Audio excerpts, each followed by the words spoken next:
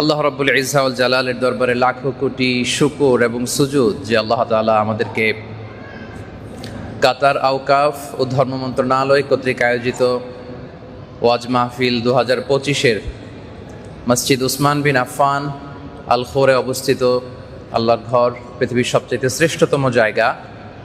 এই মসজিদের ভেতরে মহাবিশ্বয় মহাগ্রন্থ আল কুরআন আল কারীম থেকে কিছু কথা শুনবার জন্য একসাথে এসে বসবার, একত্রিত হওয়ার তৌফিক এনায়েত করেছেন। আমরা মনিবের দরবারে লাখো কোটি শুকুর এবং সুজুদ নিবেদন করছি। আমরা সবাই প্রাণ খুলে পড়ে নিচ্ছি কালিমাতু শুকুর, আলহামদুলিল্লাহ। সবাই সুস্থ আছেন তো? ভালো আছেন সবাই? কাতারে আপনাদের কেমন লাগে? নাকি দেশের জন্য কষ্ট লাগে? হ্যাঁ, কষ্ট লাগে। দেশকে মিস করেন আপনারা? করেন না কারা কারা দেখি?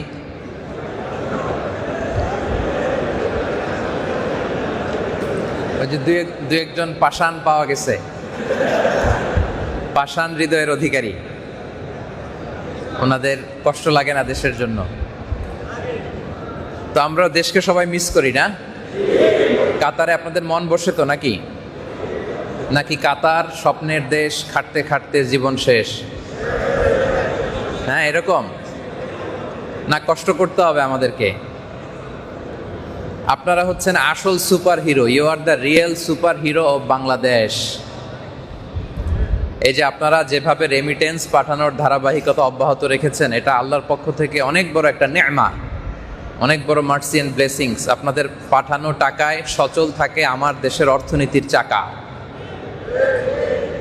সো আপনারাই হচ্ছেন আসল সুপার হিরো।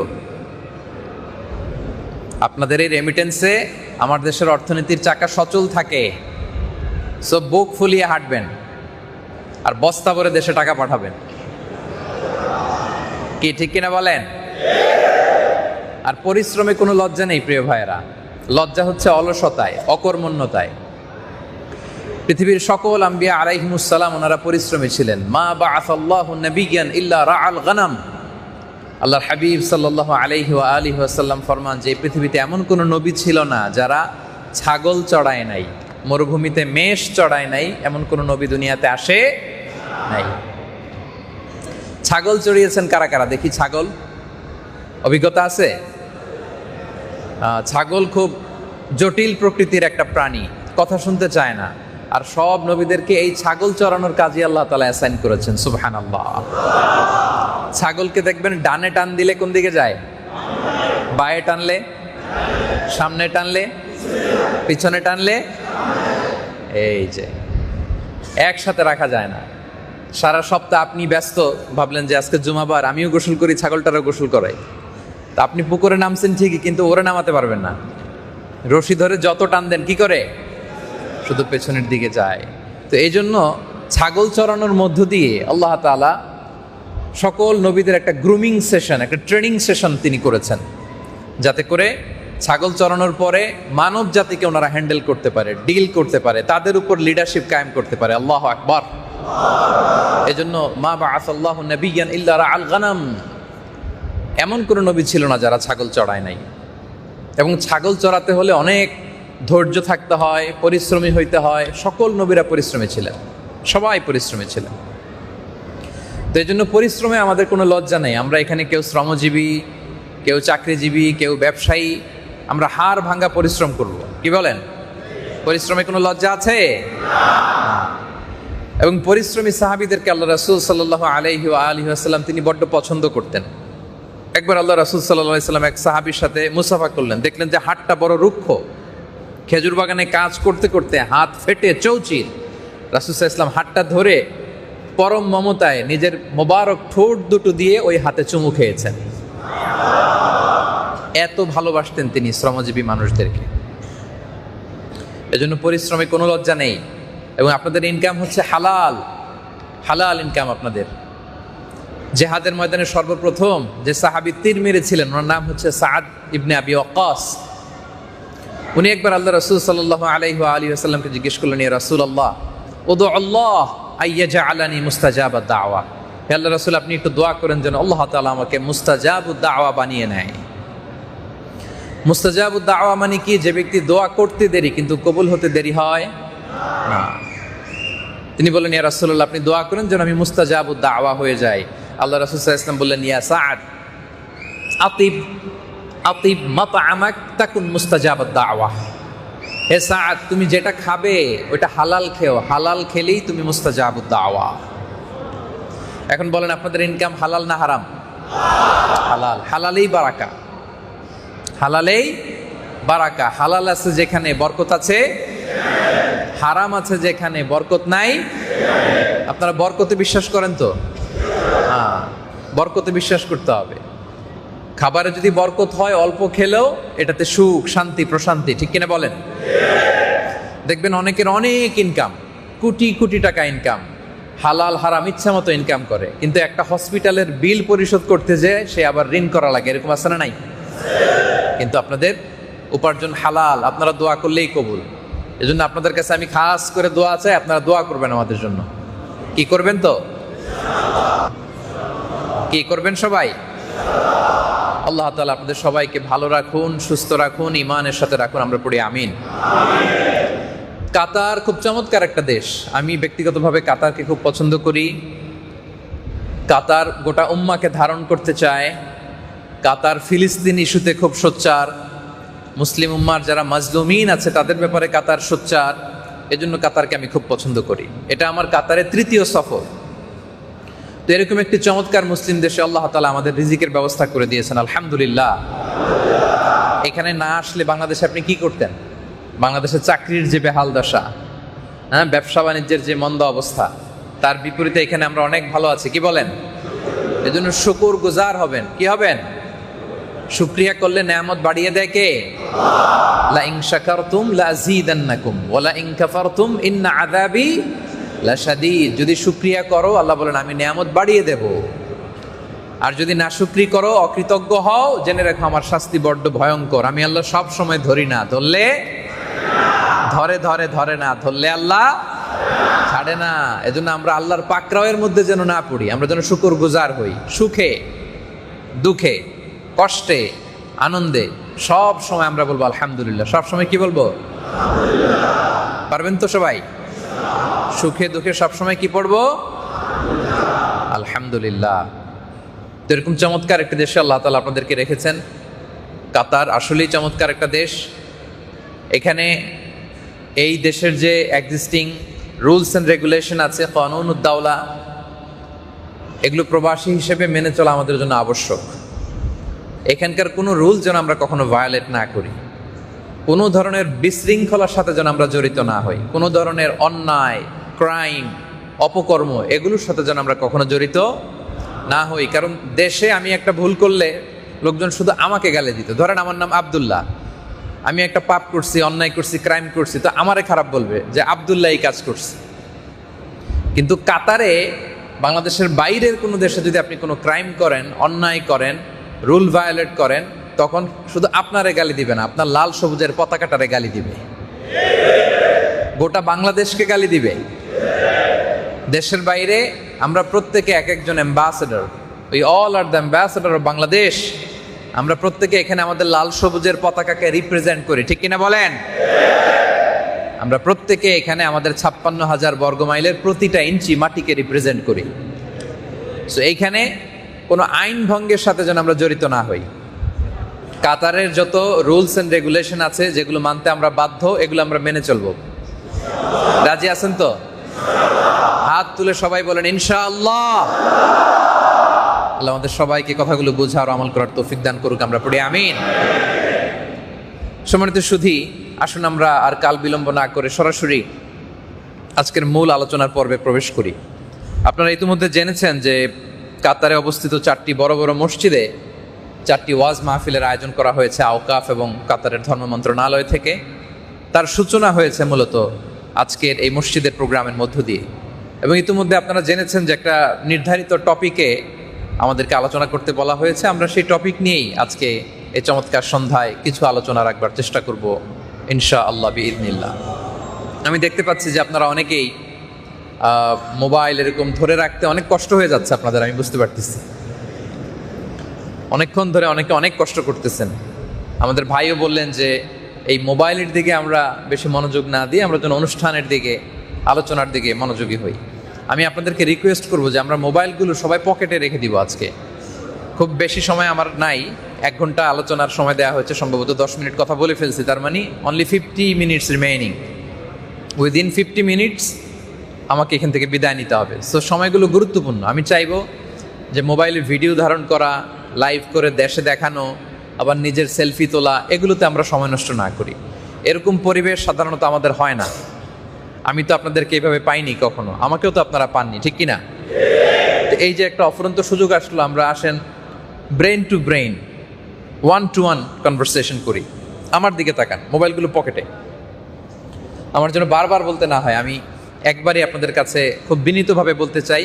এবং কারা কারা মোবাইল ধরে রেখেছেন আমি দেখতে পাচ্ছি, একেবারে পিছনের দিকে মোবাইল ধরে রাখলে এখান থেকে দেখা যায়, আমরা উঁচুতে বসেছি তো দেখা যায়। তো এই 1 ঘন্টা আমরা একটু কোরআনের জন্য, ইসলামের জন্য 1-to-1 ব্রেন টু ব্রেন একটু কানেক্টিভিটি বাড়াই।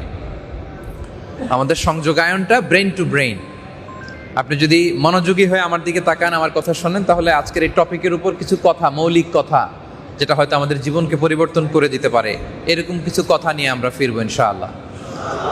তাহলে মোবাইল আর ব্যবহার করতেছি না তো আমরা, নাকি? কি কেউ করবো? না, করবো না। তাহলে আমরা মূল আলোচনায় চলে যাই প্রিয় ভাই। যে আপনারা মোবাইলগুলো পকেটে রাখবেন। এই যে মোবাইল ধরে রাখছে এক ভাই উপরে, পকেটে রাখেন মেহরবানি করে। Mobile should be in pocket mobile. জি, মাশাআল্লাহ, এই তো খুবই সুশৃঙ্খল। কাতারের ভাইয়েরা খুবই সুশৃঙ্খল, মাশাআল্লাহ। আজকে যে টপিকটার উপর আমরা আলোচনা শুনবো সেটা হচ্ছে তাওহীদের গুরুত্ব এবং তাৎপর্য। তাওহীদ মানে হচ্ছে ওয়াননেস অফ গড, আমাদের স্রষ্টা, আমাদের রব, আমাদের মাবুদ, ইলাহ, উনি যে একজন, এক, অদ্বিতীয়, ইউনিক, অ্যাবসলিউটলি অ্যাবসলিউট। এই টপিকের উপর কিছু কথা শুনবো। আওয়াজ করে বলেন তো, আমাদের রব কয়জন? আঙ্গুলকে উঁচু করে বলেন, আমাদের রব কয়জন? আমরা এক স্রষ্টায় বিশ্বাসী, ঠিক কিনা বলেন? এতে আমাদের সুবিধা না অসুবিধা বলেন? আচ্ছা, আমাদের খোদা যদি একজন না হয়ে 3 জন হইতো, অসুবিধা হইতো না? এক খোদার নিয়মগুলোই তো মেনে সারতে পারি না, কি বলেন? তো খোদা 3 জন হইলে নিয়ম কারণ হইতো 3 ডবল, ঠিক কিনা?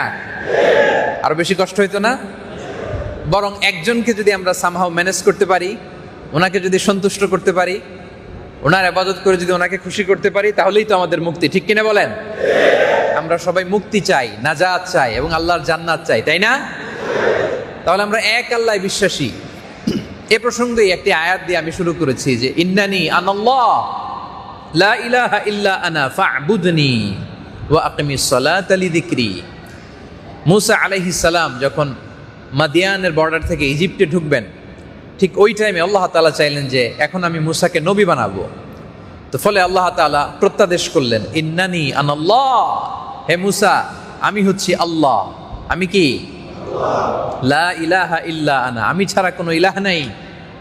ওয়া আকিমিস সালাতা লিযিকরি, আমার স্মরণে সালাত কায়েম করো। তাহলে আল্লাহ নিজের পরিচয় দিচ্ছেন এই বলে যে আমি হচ্ছি আল্লাহ, ইন্নানি আনাল্লাহ। তাহলে আল্লাহর আসল নাম হচ্ছে আল্লাহ, যদিও আল্লাহর অনেক সুন্দর সুন্দর নাম আছে, কিন্তু আল্লাহর আসল নাম কি? এবং আল্লাহর নামটা আল্লাহ নিজেই রেখেছেন। কে রেখেছে? আপনার নাম কে রাখছে? ওই যে বলে আল্লাহ, ওনার নাম বলে আল্লাহ রাখছে। আপনার নাম কে রাখছে বলেন তো? আপনার বাবা কিংবা আপনার দাদা কিংবা নানা। আল্লাহর কি বাবা আছে? দাদা আছে? আল্লাহ বলেন লাম ইয়ালিদ ওয়ালাম, আমি জন্ম দেইও নাই আবার জন্ম নেইও নাই। আল্লাহু আকবার। তো আল্লাহর যেহেতু বাবা নাই, দাদা নাই, কেউ নাই, এজন্য আল্লাহ বলে আমার নামটা আমি আল্লাহ নিজেই রেখে দিয়েছি। ইন্নানি আনাল্লাহু লা ইলাহা ইল্লা আনা ফা'বুদনি ওয়া আকিমিস সালাতা লিযিকরি। নিশ্চয় আমি আল্লাহ, আমি ছাড়া কোনো ইলাহ নাই, আর আমার স্মরণে সালাত কায়েম করো। এই যে মোবাইল পকেটে রাখতে হবে, তা নাহলে বারবার আমাকে বলতে হবে। মোবাইল দেখলে আমি বলবো পকেটে রাখবেন। তাহলে আল্লাহ তাআলা তার নামটা নিজেই রেখেছেন। এবং আল্লাহ নামের মতো এত সুন্দর নাম পৃথিবীতে আর নাই, আছে? এই নামটা মহাবিশ্বের সব আল্লাহর প্রিয় ভাজন বান্দারা জপেছে, এই নামটা ধরেই তাকে ডেকেছে। এই নামটা আপনাদের কেমন লাগে বলেন? আল্লাহ নাম ধরে আল্লাহকে ডাকতে, তাকে স্মরণ করতে আপনাদের কেমন লাগে? আওয়াজ করে আল্লাহরা ডাকেন, বলেন আল্লাহ। প্রাণ ভরে, মন ভরে, হৃদয় নিংড়ানো মনের সবটুকুন ভালোবাসাকে উজাড় করে দিয়ে আপনার রবকে ডাকেন, বলেন আল্লাহ। আল্লাহ নাম যতই জপি ততই মধুর লাগে, নামে এত জাদু থাকে কে জানি তো আগে। আল্লাহ নাম যতই জপি, ও নাম জপে প্রিয়তম, ও নামে জপে মজনু সম, ওই নামে পাপিয়া গাহে হৃদয়ে গোলাপে বাগে। আল্লাহ নাম যতই জপি, সুবহানাল্লাহ পড়েন। এ নাম যতই জপি ততই জপতে মনে চায়, ঠিক কিনা? আল্লাহ নিজেই নিজের পরিচয় দিয়ে বললেন, ইন্নানি আনাল্লাহ লা ইলাহা ইল্লা আনা ফা'বুদনি, আমি হচ্ছি আল্লাহ, আমি ছাড়া কোনো ইলাহ নাই, আমারই ইবাদত করো। এটাই হচ্ছে তাওহীদ। এটাই কি তাওহীদের মূল কথা? হচ্ছে আল্লাহ এক, তিনি অদ্বিতীয়, তিনি একমাত্র আমাদের সৃষ্টিকর্তা, তিনি আমাদের পালনকর্তা, উপাসনার সত্তা হিসেবে তিনি ছাড়া দ্বিতীয় কোনো সত্তা মহাবিশ্বে নাই, ঠিক কিনা বলেন? এটাই হচ্ছে তাওহীদ। আর সব নবীরা এই তাওহীদের দাওয়াত দিতেই জমিনে এসেছেন। পৃথিবীর সব আম্বিয়া আলাইহিমুস সালামের তিনটা দায়িত্ব দিয়ে আল্লাহ তাআলা পাঠিয়েছেন, যে তিনটা কাজ আপনাদের করতে হবে। ওনারা তাওহীদের পয়গাম পৌঁছিয়েছেন, রিসালাতের পয়গাম পৌঁছিয়েছেন, আখিরাতের পয়গাম পৌঁছিয়েছেন। এই তিনটা দায়িত্ব ছিল সব নবীদের মিশন। তার প্রথম মিশন হচ্ছে তাওহীদ। সকল নবীরা তার উম্মতের কাছে, তার কওমের কাছে এই দাওয়াত দিয়েছেন। তারা বলেছেন, ইয়া কওমি ইবুদুল্লাহ মা লাকুম মিন ইলাহিন গায়রু আফালা তাত্তাকুন, হে আমার জাতিগোষ্ঠীর লোকেরা, এক আল্লাহর ইবাদত করো, এক আল্লাহর ইবাদত করো, তিনি ছাড়া তোমাদের দ্বিতীয় কোনো ইলাহ নাই। এই দাওয়াত দেওয়ার জন্যই, জাতিকে রবের সাথে পরিচিত করে দেওয়ার জন্যই, জাতিকে আল্লাহর সাথে পরিচিত করে দেওয়ার জন্যই পৃথিবীতে নবীরা এসেছেন। সুবহানাল্লাহ পড়ো। সব নবীরা এই দাওয়াতটাই দিয়েছেন, এক আল্লাহর দাওয়াত। তো তাহলে তাওহীদের যে মূল কথা, মূল এসেন্স আমরা বুঝে গিয়েছি যে রব হিসেবে, মাবুদ হিসেবে, পালনকর্তা হিসেবে, সৃষ্টিকর্তা হিসেবে এক এবং একক সত্তাকে আমরা মানব। তিনি কে? এই তাওহীদের তিনটা ধরন আছে, তিনটা প্রকার আছে। এক হচ্ছে তাওহীদুর রুবুবিয়্যাহ, দুই নাম্বার হচ্ছে তাওহীদুল উলুহিয়্যাহ, তিন নাম্বার হচ্ছে তাওহীদুল আসমা ওয়াস সিফাত। আরবি পরিভাষাগুলো আপনাদের কাছে কঠিন মনে হতে পারে, আমি খুব সহজ করে আপনাদেরকে বুঝাবো। তাওহীদুর রুবুবিয়্যাহ মানে হচ্ছে আল্লাহকে একমাত্র প্রতিপালনকারী, বিশ্বজগতের একমাত্র প্রতিপালক হিসেবে স্বীকৃতি দেওয়ার নাম হচ্ছে তাওহীদুর রুবুবিয়্যাহ। মানে তিনি একমাত্র আমাদের রব। আমাদের একমাত্র রব কে? আওয়াজ করে বলেন, একমাত্র রব কে? তিনি আমাদের রব, আমাদের প্রতিপালক। রব শব্দের বাংলা আমরা করি প্রতিপালক, বাংলা করা লাগে, এছাড়া আমাদের কাছে আর কোনো অল্টারনেটিভ ভালো শব্দ নাই, এজন্য আমরা বলি। কিন্তু রব শব্দের ব্যাপকতা যে কত বিশাল, কত ইনক্লুসিভ, কত কম্প্রিহেন্সিভ, কত হোলিস্টিক, আপনি কল্পনাই করতে পারবেন না। রব হচ্ছে এমন প্রতিপালক যিনি আমাদেরকে সাস্টেইনেন্স দেয়, রিজিক দেয়, শক্তি দেয়, সামর্থ্য দেয়, আমাদের যার যখন যেটা লাগে সেটা দেয়। তার নাম কি? তিনি হচ্ছেন রব। রব হচ্ছে এমন সত্তা, এই মহাবিশ্বের সবার, প্রত্যেকের, এটা পাখি হোক, পশু হোক, সাগরের অতল গহ্বরের মাছ হোক, অথবা মানুষ হোক, কিংবা জিন হোক, যার যখন যেটা যতটুকু লাগে তাকে তখন সেটা ততটুকু চাওয়ার আগেই যিনি দিয়ে দেয়, তার নাম রব। আল্লাহু আকবার। চাওয়ার আগেই দিয়ে দেয়, চাইতে হয় না। তার নাম কি? বলেন তো, আমরা মায়ের পেটে যে ছিলাম আমাদেরকে রিজিকের ব্যবস্থা করেছে কে? ঠিক যেমন দরকার ওখানে অক্সিজেনের লাইন ছিল, খাবারের লাইন ছিল, পানির লাইন ছিল। আবার মায়ের পেট থেকে দুনিয়ায় আসলাম, তখন আবার অন্য পদ্ধতিতে মায়ের বুকের ভেতরে আল্লাহ তাআলা খাবারের ব্যবস্থা করে দিলেন। দেখেন, এক মুহূর্তের জন্য স্টপ নাই। এক মুহূর্তের জন্য আমাদের রিজিকের বন্দোবস্ত থেমে যায় নাই। মায়ের পেটের ভিতরে 8 মাস 9 মাস দিলেন, বেরোয়ার সাথে সাথে মায়ের বুকের ভেতরে দুধ খাওয়ার ব্যবস্থা করে দিলেন। ছোট যখন ছিলাম আমাদের দাঁত ছিল, দুধ খেতাম, সুজি খেতাম, পানি খেতাম, তো দাঁত লাগে না। বয়স যখন 4-5, এখন তো মাছ খাইতে হবে, গোশত চাবাইতে হবে, কুরবানির গোশত, হাড্ডি চিবাইতে হবে, এখন দাঁতের দরকার আছে না নাই? যখনই দাঁতের দরকার তখনই দাঁত দিয়ে দিলেন কে? দাঁতের জন্য আমরা অ্যাপ্লিকেশন করছিলাম আল্লাহর কাছে? আমার কাতার প্রবাসী ভাইয়েরা দাঁত চেয়ে আল্লাহর কাছে অ্যাপ্লিকেশন করছেন কে কে দেখি? করছেন কেউ? যখনই দাঁতের দরকার তখনই দাঁত দিলেন কে? আল্লাহু আকবার। তার মানে যার যখন যেটা যতটুকু লাগে তাকে তখন সেটা ততটুকু চাওয়ার আগেই যিনি দিয়ে দেয় তার নাম রব। আওয়াজ করে বলেন, তার নাম কি? তিনি হচ্ছেন রব। পাখিগুলোর দিকে তাকান, পক্ষীকুল, সাগরের ভেতরে মাছের দিকে তাকান, মৎস্যকুল, যার যেটা লাগে যেভাবে লাগে পাখিগুলোকে রিজিক দেয় কে? প্রতিদিন সকালবেলা তাকদু খিমাসান তারুহু বিতারান। এই যে কোটি কোটি পাখি, আফ্রিকার জঙ্গলের কথা যদি চিন্তা করেন, কত হাজার লক্ষ লক্ষ কোটি পাখি সকালবেলা বেরোয় বাসা থেকে, বিকেলবেলা পাখিগুলোর ওদর পূর্তি করে আবার পাখিগুলোর বাসায় ফিরায় দেয় কে? তিনি রব। কত জাতের পাখি যা আছে, একটা পাখি আছে এটার নাম হচ্ছে হোমা বার্ড। কি নাম? হোমা বার্ড।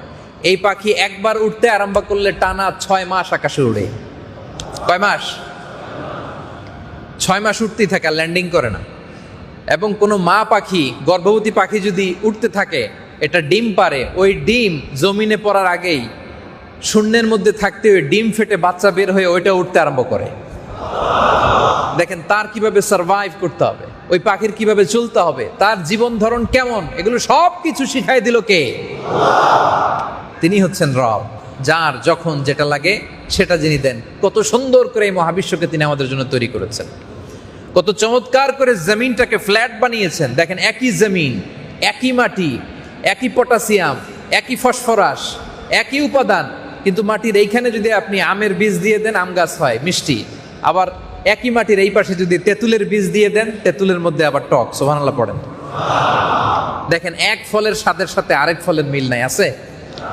আমের যেই স্বাদ এটার সাথে তরমুজের মিল আছে? তরমুজের ভেতরে যেই টেস্ট এটার সাথে কলার কোনো মিল আছে? একটার ফ্র্যাগনেন্সের সাথে, একটার স্মেলের সাথে, একটার টেস্টের সাথে, একটার যে নিউট্রিশন ভ্যালু এটার সাথে আরেকটার কোনো মিল আছে? যেখানে যেটা যতটুকু আমাদেরকে লাগবে মুহূর্তে সেটা দিয়ে দেয় কে? আপনাদের এই আরব বিশ্বে যে উটগুলো আছে দেখবেন এগুলোর গায়ের মধ্যে বড় বড় পশম হয় না, কিন্তু স্ক্যান্ডিনেভিয়ান কান্ট্রিগুলোতে যেখানে বরফ, সারা বছর বরফ থাকে, ঠান্ডা, হিমবাহ, প্রচন্ড ঠান্ডা, ওখানেও কিন্তু উট হয়। ওই উট আর এই উট একরকম নয়। ওই হিমবাহ এলাকার উটগুলো, ওগুলোর গায়ের মধ্যে বিশাল বিশাল পশম। প্রাকৃতিকভাবে আল্লাহ তাআলা বিশাল কম্বল গায়ে দিয়ে ওকে দুনিয়াতে পাঠাইছে যাতে ওই স্ক্যান্ডিনেভিয়ান কান্ট্রির শীত ঠান্ডা তাকে কষ্ট না দেয়। চিল্লায় পড়েন আল্লাহু আকবার। তাহলে প্রতিটা প্রাণীর, প্রতিটা পাখির, প্রতিটা মাছের, প্রতিটা জীবের, প্রতিটা সৃষ্টির যার যখন যেটা লাগে চাওয়ার আগে যেই সত্তা দিয়ে দেয় তার নাম রব। ওই যে এরপরও কিছু ভাইরা মোবাইল দিয়ে ভিডিও করতেছে, এত বলার পরেও আরে ভাই আলোচনায় কোনো মনোযোগ নাই, কেউ মোবাইল বের করবেন না মেহেরবানি করে, আমার দিকে তাকান। তাহলে এই যে আল্লাহ তাআলা যে আমাদের প্রতিপালক, সব রিজিকের বন্দোবস্ত তিনিই করেন, তিনি ছাড়া দ্বিতীয় কোনো সত্তা আমাদেরকে বাঁচাতে পারেন না। এই যে চিন্তাটা, এই যে আইডিয়াটা, এটার নাম হচ্ছে তাওহীদুর রুবুবিয়্যাহ। বিশ্বজগতের একমাত্র প্রতিপালক হচ্ছেন আল্লাহ, তিনি আমাদের রব, তিনি আমাদের কি? এজন্য সূরাতুল ফাতিহাতে আমরা পড়ি, সবসময় এটাই পড়ি। সূরা ফাতিহার মধ্যে আপনি উদাহরণ পেয়ে যাবেন। আমরা পড়ি আলহামদুলিল্লাহি, আওয়াজ করে সবাই পড়বেন আলহামদুলিল্লাহি, প্রশংসা সেই আল্লাহর যিনি হচ্ছেন রব্বুল আলামিন, জগৎ সমূহের রব, জগৎ সমূহের রব। সবাইকে তিনি রিজিক দেন, সবাইকে তিনি বাঁচার জন্য যা দরকার দেন, তিনি হচ্ছেন রব। তিনি কি? রবটা আল্লাহর এত গুরুত্বপূর্ণ একটা নাম, এটার স্বীকৃতি নেয়া, অ্যাকনোলেজমেন্ট নেয়া এত গুরুত্বপূর্ণ। এটা শুধু দুনিয়ার জীবনেই নয়, রুহের জগতেই এই রুবুবিয়াতের স্বীকৃতি দিয়ে আমরা পৃথিবীতে এসেছি। রুহের জগতে আল্লাহ তাআলা এরকম বিশাল রুহের জগতে কনফারেন্স করে একটা কভেনেন্ট করেছিলেন, চুক্তি আমাদের সাথে। তিনি জিজ্ঞেস করেছিলেন আলাস্তু বিরাব্বিকুম, আলাস্তু বিরাব্বিকুম, আমি কি তোমাদের রব নই? ক্বালু বালা শাহিদিনা, আমরা সবাই বলেছিলাম আল্লাহ তুমি আমার রব। কি বলেছিলাম? তাহলে রবের স্বীকৃতি দুনিয়াতে আসার আগেই, ঠিক কিনা বলেন? রুহের জগতেই তিনি যে আমাদের রব, ওই রুবুবিয়াতের সাথে আমাদেরকে পরিচয় করে দিয়েছে কে? এই জন্য দেখবেন দুনিয়াতে আসার পরে কেউ যদি অমুসলিমও হয়, হিন্দুও হয়, বৌদ্ধও হয়, নাস্তিকও হয়, তার সামনে ইসলামকে যদি সুন্দরভাবে প্রেজেন্ট করা যায়, সে ইসলাম কবুল করে ফেলে। পশ্চিমা বিশ্বে দেখা যায় আধা ঘন্টার ছোট্ট একটা দাওয়া সেশন করলে ওই জায়গার মধ্যে দাঁড়িয়ে অনেক খ্রিস্টান পড়তেছে আশহাদু আল্লা ইলাহা ইল্লাল্লাহ ওয়া আশহাদু আন্না মুহাম্মাদুর রাসূলুল্লাহ। কারণ কি এত দ্রুত কনভিন্স হয়ে যায় কেন? এর কারণ রুহের জগতে ইসলামের সাথে, রবের সাথে সে পরিচিত হয়ে এসেছিল।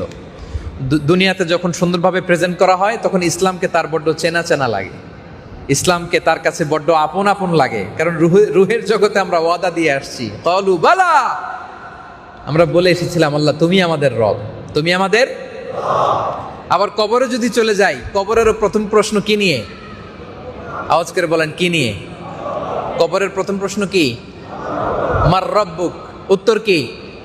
রব্বি আল্লাহ, আমাদের রব কে? আওয়াজ করে বলুন আমাদের রব কে? আল্লাহ আমারে রব, আল্লাহ আমারে রব, দমে দমে তনু মনে তারি অনুভব, আল্লাহ আমারে রব। তোমার দুনিয়াতে আমি যেদিকে তাকাই, অথই নেয়ামাতে ডুবে আছি সবাই। পাক পাখালির গানে শুনি তাসবিহ কল রব, তাসবিহ কল রব, আল্লাহ আমারে রব। তাহলে আমাদের রব কে? আলহামদুলিল্লাহ রাব্বিল আলামিন, প্রশংসা সেই আল্লাহর যিনি জগৎ সমূহের রব। এটা হচ্ছে তাওহীদুর রুবুবিয়্যাহ। একমাত্র প্রতিপালনকারী তিনি, বিশ্বজগতের একমাত্র প্রতিপালক তিনি, তার নাম হচ্ছে রব। তার নাম কি? রব। তাহলে প্রথম প্রকার বুঝে গেলাম তাওহীদুর রুবুবিয়্যাহ। ইজি না ব্যাপারটা? আচ্ছা, দুই নম্বর হচ্ছে তাওহীদুল উলুহিয়্যাহ। ইলাহ হিসেবে, ইলাহ মানে আল মা'লুহ মানে মা'বুদ, ইবাদতের একমাত্র, ইবাদতের জন্য একমাত্র উপযুক্ত সত্তা হচ্ছেন আল্লাহ। আল্লাহ ছাড়া অন্য কারো ইবাদত করা যাবে না। এটাকে বলে তাওহীদুল উলুহিয়্যাহ। তিনি আমাদের একমাত্র ইলাহ। আল্লাহ ছাড়া কারো সামনে মাথা নত করা যাবে না। আল্লাহ ছাড়া কারো সামনে ফরিয়াদের দুই হাত উঁচু করা যাবে না।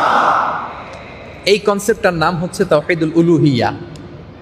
ইবাদতের একমাত্র অধিকারী কে? সেজদা পাওয়ার একমাত্র অধিকারী কে? ফরিয়াদ যে আমরা করব তার জন্য একমাত্র উপযুক্ত সত্তা কে? আল্লাহ বলছেন ওয়া ইলাহুকুম ইলাহু ওয়াহিদ, তোমাদের ইলাহ বা মা'বুদ তিনি হচ্ছেন একজন। লা ইলাহা ইল্লাহু, তিনি ছাড়া কোনো ইলাহ নাই। হুয়ার রহমানুর রহিম, তিনি দয়াময়, তিনি মেহেরবান। সুবহানাল্লাহ। তাহলে আমরা চাইবো কার কাছে? ফরিয়াদ করব কার কাছে? মনের দুঃখ জ্বালা যন্ত্রণা পেশ করব কার কাছে? বিপদে পড়লে, কষ্টে থাকলে শেয়ার করব কার কাছে? কিন্তু আমরা শেয়ার করি কই? সবার আগে ফেসবুকে নাকি? বিপদে পড়লেই শেয়ার করি কোথায়? বিপদে পড়লেই দেখবেন মোবাইল নিয়ে শেয়ার দিছি কই? কথা বলে না। আসলে আমরা শেয়ার করব কার সাথে? আমার স্ত্রীর সাথে শেয়ার করার আগে শেয়ার করব কার সাথে? বন্ধুর সাথে শেয়ার করার আগে শেয়ার করব কার সাথে? মনে থাকবে? কারণ তিনি আমার ইলাহ। একটু আগে তো গাইলেন আল্লাহ আমার রব, এই রবই আমার। উনি যদি সব হয় তাহলে আগে শেয়ার করব কার সাথে? ওয়া ইলাহুকুম ইলাহু ওয়াহিদ, তোমাদের ইলাহ এক, এক মা'বুদ, তার সামনে মাথা নত করো, ফরিয়াদির হাত তার সামনে উত্তোলন করো। ইদা সাআলতা ফাসআলিল্লাহ ওয়া ইদা ইসতাআনতা ফাসতাইন বিল্লাহ। যখন চাইবে আল্লাহর কাছে চাও, সাহায্য কামনা করলে আল্লাহর কাছে কামনা করো। কারণ আমার বিপদ আপদ এগুলো থেকে আমাকে মুক্ত করতে পারে কে? আর কোন সত্তা আমাকে সুস্থ রাখতে পারে? বিপদ থেকে উদ্ধার করতে পারে? বলেন পারে? আপনি বিপদে আছেন, কেউ রক্ষা করতে পারবে? আপনার ভিসা হয় না, এই ঝামেলা ওই ঝামেলা, আপনার বাঁচাতে পারে কে? আপনার সন্তান হয় না, আপনি নিঃসন্তান, তা আপনার সন্তান দিতে পারে কে? আপনার জীবনে সফলতা এনে দিতে পারে কে? মনে থাকবে এটা। এটার নাম হচ্ছে তাওহীদুল উলুহিয়া। ইলাহ, মোবাইল অফ, মোবাইল অফ, লুকিয়ে লুকিয়ে ভিডিও করে, মোবাইল অফ। আমার দিকে তাকান, আমার দিকে তাকান। এজন্য আল্লাহ তাআলা বলছেন ওয়াকাদা রাব্বুকা আল্লা তা'বুদু ইল্লা ইয়্যাহ ওয়া বিল ওয়ালিদাইনি ইহসান। আল্লাহর ফয়সালা হলো আল্লাহ ছাড়া কারো ইবাদত চলবে না। এখন যদি আপনি আল্লাহরও ডাকেন, আশেপাশে অন্য কাউরেও ডাকেন, হবে? হ্যাঁ, অনেকে আছেন আল্লাহরও ডাকে, বাবারেও ডাকে, হ্যাঁ, আল্লাহরও সেজদা দেয়, আবার মাজারে যেও সেজদা দেয়, এরকম আছে না নাই?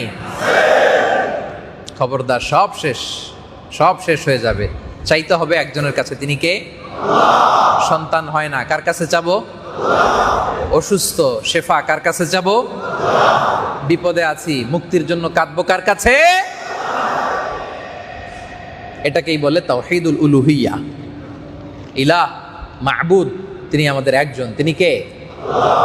তাহলে রবও বুঝে গেলাম, ইলাহও বুঝে গেলাম নাকি?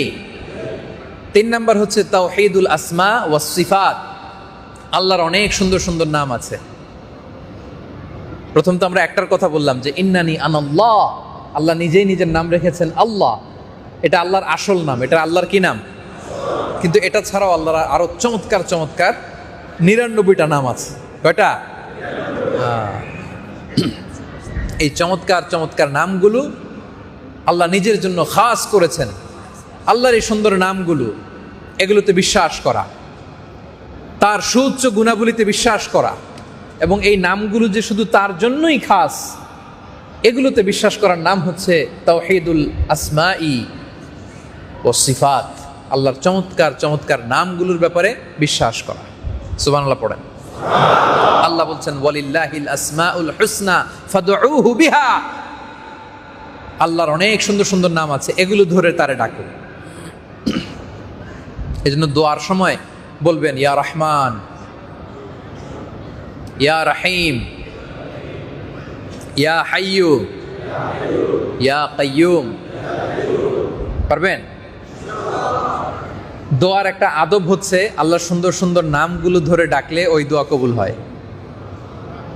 আমরা যে দোয়া করি, এই দোয়া কবুল হোক আমরা চাই কি চাই না? দোয়ার মধ্যে আবেগ জুড়ে দিতে হবে। হ্যাঁ, দোয়া should be emotional, not robotic দোয়া। আমাদের অনেকের দোয়া হচ্ছে রোবোটিক দোয়া, দোয়া করা লাগে তাই করি, এরকম আছে না? নাই না। দোয়াতে আপনি চোখের পানি ফেলবেন।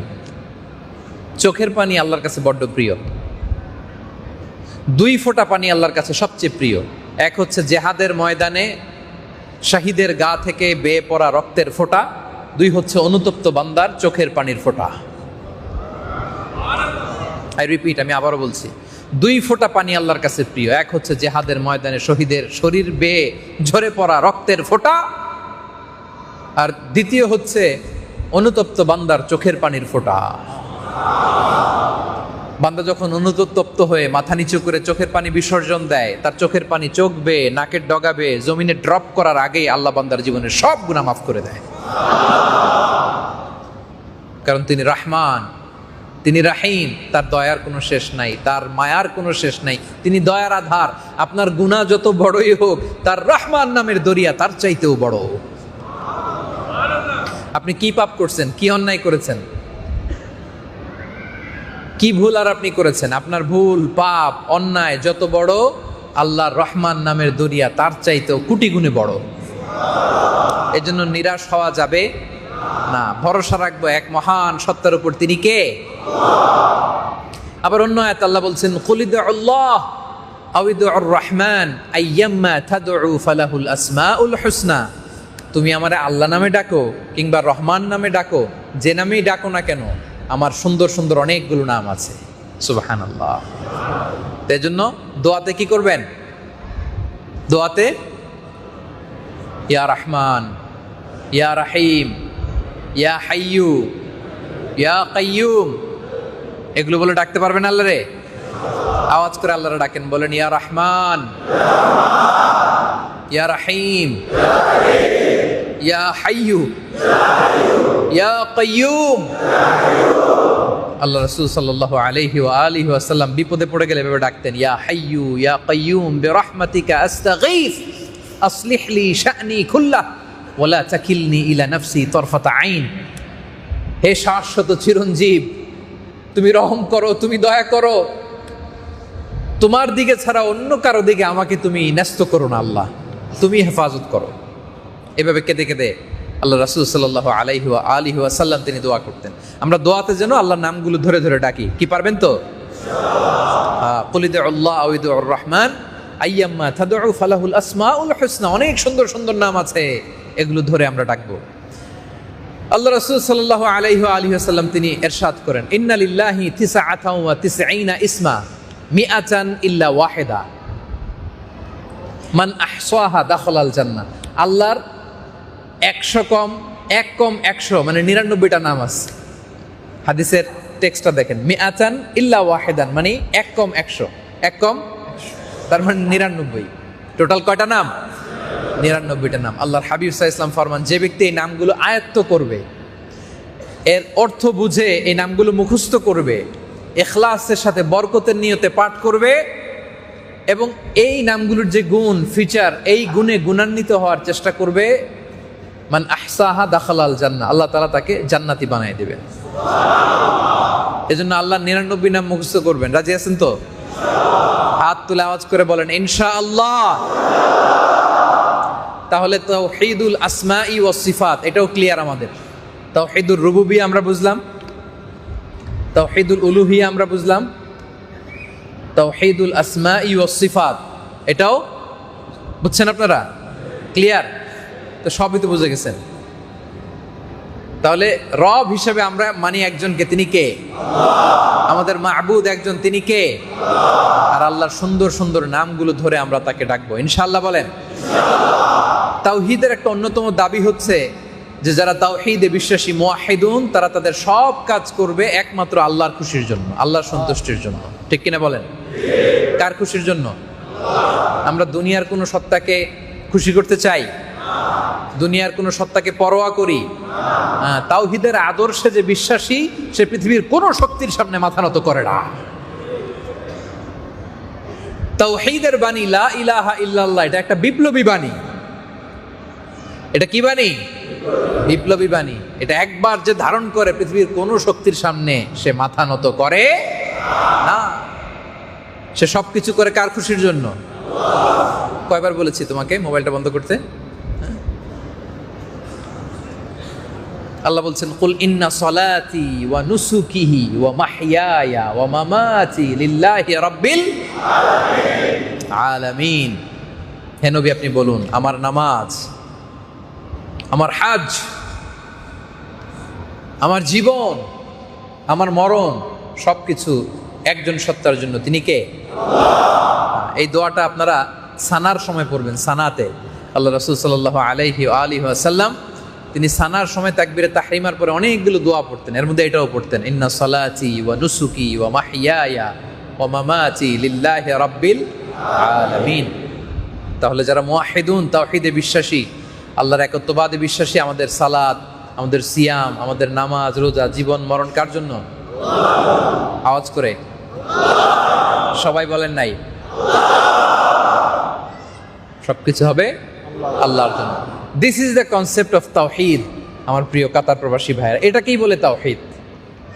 সবসময় আমরা আল্লাহর কাছে চাইবো, আল্লাহর কাছে ফরিয়াদ করব, তাকে রব হিসেবে মানবো, তার সামনে মাথা নত করব, এটাই তাওহীদ। আর এই তাওহীদের বিপরীত হচ্ছে শিরক। তাওহীদের বিপরীত কি? সবচেয়ে বড় পাপ, সবচেয়ে বড় ভয়ঙ্কর ক্যান্সার, যার নাই কোনো অ্যান্সার, এত ভয়ঙ্কর সবচেয়ে বড় পাপ এটা। যত পাপ আছে, পাপ সমূহের যদি আপনি লিস্ট ডাউন করেন, এর মধ্যে 1 নাম্বার হচ্ছে আর শিরক। 1 নম্বরে কি? শিরক। আল্লাহর সমকক্ষ কাউকে মনে করা, আল্লাহর সেজদা দেওয়ার সাথে সাথে বাবার দরবারে যে সেজদা দেয়া আছে না নাই? দয়াল বাবা রে দয়া করো আমারে, এটা বিশ্বাস সহ এই বাক্য বলা যাবে? বলতে হবে কি, দয়ালা আল্লাহ রে দয়া করো আমারে। বলেন, দয়াল। দয়া করবে কে? বিশ্বাসটা ক্লিয়ার না? এখন দেশে যাওয়ার পরে অন্যান্য কেউ কিছু বুঝালে আর বুঝবেন নাকি এই বিশ্বাস নিয়ে মরার আগ পর্যন্ত থাকবেন? কি থাকবেন তো? দয়া করবে কে? বাংলাদেশে কিন্তু ভয়ঙ্কর অবস্থা, উল্টাপাল্টা অনেক কিছু বুঝাবে আপনারে। কেউ ফিরে না খালি হাতে, খাজারে তোর দরবারে তে, আছে না নাই? এগুলো ভুল ধারণা, ভুল বিশ্বাস। একজনের দরবার থেকে কেউ কোনোদিন খালি হাতে ফিরে না। কার দরবার? তাহলে বলতে হবে কি, কেউ ফিরে না খালি হাতে, আল্লাহরে তোর দরবারে তে। বলেন, কেউ ফিরে না। মনে থাকবে? আরো জোরে বলেন ইনশাআল্লাহ। তাহলে সবচেয়ে বড় পাপ হচ্ছে শিরক। আল্লাহরও সেজদা দেব, বাবারে যেও সেজদা দেব, এরকম করা যাবে? আল্লাহর কাছেও চাইবো, দরবারে যেও চাইবো না, চাইবো শুধু একজনের কাছে। ইদা সালতা ফাসআলিল্লাহ, এই তো মাশাআল্লাহ। ওয়া ইদা ইসতাআনতা ফাসতাইন বিল্লাহ, ফরিয়াদ করবো কার কাছে? আল্লাহ সব গুনাহ মাফ করেন, শিরকের গুনাহ ছাড়া। ইন্নাল্লাহা লা ইয়াগফিরু আন ইউশরাকা বিহি ওয়া ইয়াগফিরু মা দুনা যালিকা লিমান ইয়াশা। আল্লাহ সব মাফ করেন, শিরকের গুনাহ ছাড়া। খবরদার, লা ইন আশরাকতা লা ইয়াহবাতান্না আমালুক ওয়া লা তাকুনান্না মিনাল খাসিরিন। যদি শিরক করো, আল্লাহর ক্লিয়ার কাট ঘোষণা, সব আমল শেষ। সেজদা যা দিছো, ইবাদত যা করছো, দান সদকা যা করছো, সব আমি শেষ করে দিব। তোমার কোনো ইবাদত আর টিকে থাকবে না। লা ইয়াহবাতান্না আমালুক। এজন্য দেখেন প্রিয় ভাইরা, শিরকের ভয়াবহতা কত, এটা কত ভয়ঙ্কর। আমরা যখন নামাজে দাঁড়াই, আগে আল্লাহকে ঘোষণা দিতে হয় যে আল্লাহ আমি শিরক করি না। ঘোষণা দিতে হয় যে আল্লাহ শিরক করি না। তাকবীরে তাহরিমার পরে আমরা পড়ি ওয়াজ্জাহাতু ওয়াজহিয়া লিল্লাযী ফাতারাস সামাওয়াতি ওয়াল আরদা হানিফা, তারপরে ওমা আনা মিনাল। দেখেন নামাজের শুরুতেই আগে অ্যানাউন্সমেন্ট ক্লিয়ার, ওমা আনা মিনাল, আল্লাহ আমি কিন্তু শিরক করি না। আল্লাহ বলে নামাজ পরে আমার সামনে নিবেদন করো, আগে বলো তুমি কোন দল, কোন দলের লোক। শুরুতেই ক্লিয়ার করে নেই আল্লাহ, ওয়াজ্জাহাতু ওয়াজহিয়া লিল্লাযী ফাতারাস সামাওয়াতি ওয়াল আরদা হানিফা ওয়া মা আনা মিনাল। আল্লাহ আমি শিরক করি না, আল্লাহ শুধুমাত্র তোমার ইবাদত করি, শুধুই তোমার কাছে চাই, আমি তোমার দলের লোক। আগে ক্লিয়ার করতে হয়। হজে যাবেন, ইজহার আর রিদা পরে হজের যাওয়ার আগেও ক্লিয়ার করতে হয় যে এত আয়োজন করে যে আসতেছো, মনে করো না তুমি আসলে হাজী সাহেব হয়ে যাবে। আগে বলো তুমি কোন দলের লোক, ক্লিয়ার করতে হয়। আল্লাহ লাব্বাইক আল্লাহুম্মা লাব্বাইক লাব্বাইক লা, আল্লাহ তোমার সাথে শরীক করি না, আল্লাহ তোমার সমকক্ষ কাউকে মনে করি না, আল্লাহ তুমি আমার রব, তুমি আমার সব। গাইছেন না একটু আগে, আল্লাহ আমার রব, এই রবই আমার। এইটা খেয়াল রাখলেই হবে। This is the pure essence of তাওহীদ। এটাই তাওহীদের পিওর এসেন্স। আল্লাহ তুমি আমার সব, তুমি বাঁচানেওয়ালা, তুমি তরানেওয়ালা, তুমি মুক্তির মালিক, তুমি সব। এটাই হচ্ছে তাওহীদ। আবার আল্লাহ রাসূল সাল্লাল্লাহু আলাইহি ওয়া আলিহি ওয়াসাল্লাম তিনি ফরমান, হাদিসে কুদসিতে এসেছে, আল্লাহ তাআলা বলেন যে বান্দা কিয়ামতের দিন যদি গোটা জমিন পরিমাণ গুনার বোঝা নিয়ে আমার কাছে আসে, ওই গুনার মধ্যে যদি শিরকের গুনাহ না থাকে, কোন গুনাহ? পাহাড় পরিমাণ, জমিন পরিমাণ গুনাহ নিয়ে আমার কাছে আসছে, কিন্তু ওই গুনার মধ্যে শিরকের গুনাহ যদি না থাকে, তাহলে ওই বান্দার কাছে আমি জমিন পরিমাণ ক্ষমা নিয়ে হাজির হয়ে যাব। এজন্য শিরকের সাথে আমাদের কোনো সম্পর্ক আছে? আওয়াজ করে বলেন আছে। তাওহীদ এটাই মানুষের প্রকৃত ধর্ম। সব মানুষ মুওয়াহিদুন হয়ে জন্মায়, পরে তারা শিরকে লিপ্ত হয়। আল্লাহ রাসূল সাল্লাল্লাহু আলাইহি ওয়াসাল্লাম বলেন, মা মিন মাউলুদিন ইল্লা ইউলাদু আলাল ফিতরাহ। সব মানুষ মুওয়াহিদুন হয়ে জন্মায়, ইসলামের উপর জন্মায়। ফা আবাওয়াহু ইউহাউবিদানিহি আও ইউনাসসিরানিহি আও ইউমাজ্জিসানিহি। পরে বাবা মা তার ইহুদি বানায়, নাসারা বানায়, কিন্তু সব নবজাতক নিউ বর্ন বেবি মুসলিম হয়ে জন্মায়। সুবহানাল্লাহ পড়বেন না? সবাই মুসলিম হয়ে জন্মায়। এবং আদম আলাইহিস সালাম থেকে শুরু করে 1000 বছর পর্যন্ত পৃথিবীর সব মানুষগুলো মুওয়াহিদুন ছিল, এক আল্লাহ বিশ্বাসী ছিল। নূহ আলাইহিস সালামের পরে এই শিরকের উৎপত্তি হয় পৃথিবীতে। তাই শিরকের সাথে আমাদের কোনো সম্পর্ক, আমরা চাইবো একজনের কাছে, তিনি কে? তাহলে তাওহীদের কনসেপ্ট সবার কাছে ক্লিয়ার। আল্লাহ যে এক এবং অদ্বিতীয় একক সত্তা, যার সমকক্ষ কেউ নাই, তিনি আমার রব, তিনি আমার সব। আমার কাতার প্রবাসী প্রিয় ভাইয়েরা, এই কনসেপ্ট কি ক্লিয়ার? এই কনসেপ্টকে ক্লিয়ার করতে যে আল্লাহ তাআলা কোরআনের 1/3 ডেডিকেট করেছেন। টোটাল কোরআনের 1/3 ইজ ডেডিকেটেড টু তাওহীদ। কোরআনের গোটা কোরআনের 3 ভাগের 1 ভাগ আল্লাহ আলোচনা করেছেন কি নিয়ে? তাওহীদ নিয়ে। অনেকগুলো সূরাতে আল্লাহ তাআলা চমৎকার ভাবে, আয়াতুল কুরসির ভেতরে চমৎকার ভাবে তিনি তুলে ধরেছেন ওনার একত্ববাদের কথা। সূরা হাশরের শেষ 3 আয়াতে চমৎকার ভাবে তুলে ধরেছেন। সূরাতুল ইখলাসের মধ্যে সবচেয়ে ছোট, প্রিসাইজলি ছোট করে মাত্র 4 লাইনে আল্লাহ তাআলা এই তাওহীদের কথা তুলে ধরেছেন। সুবহানাল্লাহ পড়েন। সূরাতুল ইখলাস মুখস্থ আছে আপনাদের? মুখস্থ নাই কার? মুখস্থ নাই? মুসলিম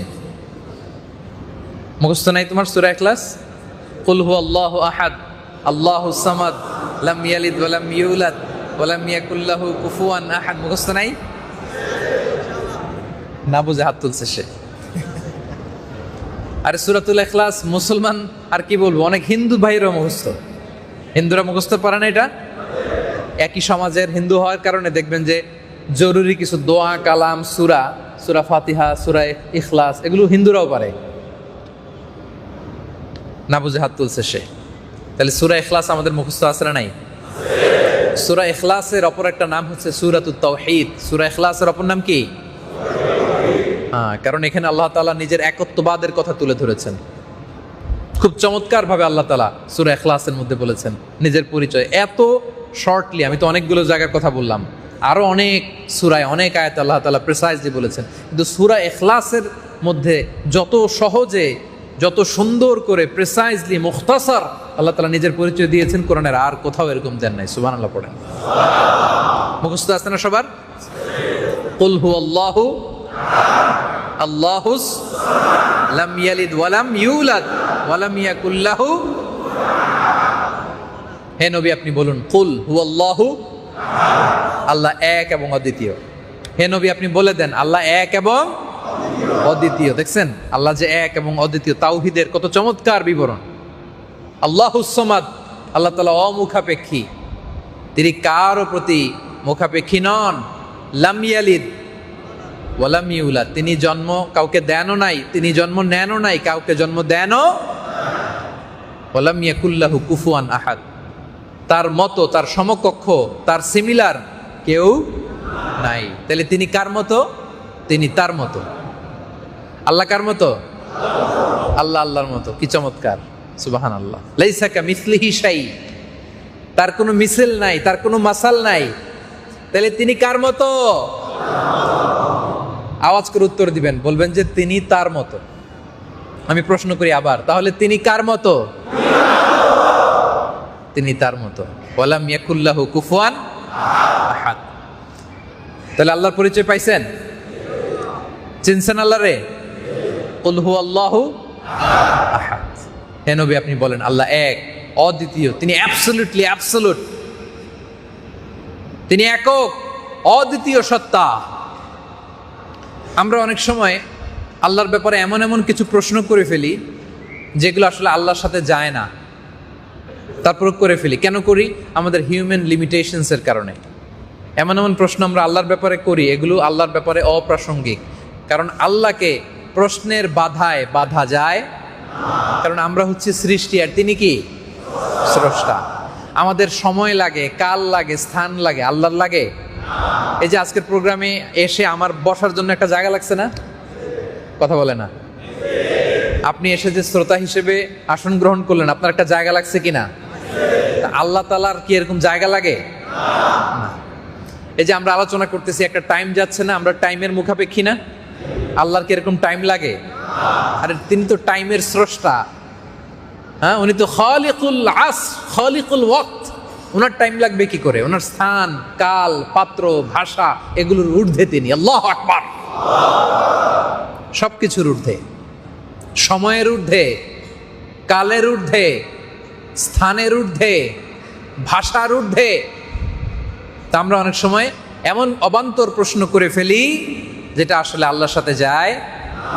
আমাদের কাল আছে, অতীত, বর্তমান, ভবিষ্যৎ। এই যে আমি মাগরিব পরে যে হোটেল থেকে আসলাম, এটা আমার অতীত। এই যে এখন আপনাদের সাথে তাফসির করতেছি, কথা বলতেছি, এটা আমাদের বর্তমান। বর্তমানকে ধরা ছোঁয়া যায় না, প্রতি সেকেন্ডেই বর্তমান অতীত হয়ে যায়। এই যে একটু আগে যেই কথাটা বলছি, এটা অতীত হয়ে গেছে, তাই না? প্রতি ন্যানো সেকেন্ডে আমাদের মুহূর্তগুলো অতীত হয়ে যাচ্ছে, আর সামনে যেটা হবে এটা আমাদের ভবিষ্যৎ। আল্লাহর কি এরকম অতীত, বর্তমান, ভবিষ্যৎ আছে? ওই যে ইবলিস দুষ্টামি করছিল, আদম আলাইহিস সালামকে জান্নাত থেকে দুনিয়ায় পাঠালেন, মুহাম্মদ সাল্লাল্লাহু আলাইহি ওয়াসাল্লাম আসলেন, কিয়ামত হবে, এই টোটাল সব কিছু আল্লাহ অ্যাট এ গ্ল্যান্সে দেখে। সুবহানাল্লাহ পড়তে পারলেন না?